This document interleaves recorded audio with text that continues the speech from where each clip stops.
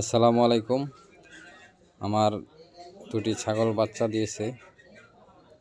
তো একটি বাচ্চা দিয়েছে, এটি প্রথম বাচ্চা দিয়েছে ছাগল দুটি। তো বাচ্চা দুটি চমৎকার। আর দেখেন শীতের মধ্যে ছাগলগুলোর কিভাবে যত্ন নেবেন।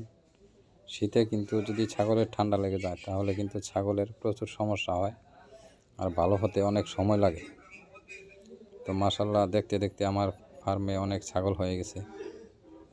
তো আমি রাত্রে হিটার লাইট দিয়ে রাখি এবং ছাগল অনেক কেটে বের করি এবং ছাগলকে গরম পানি খাওয়াই।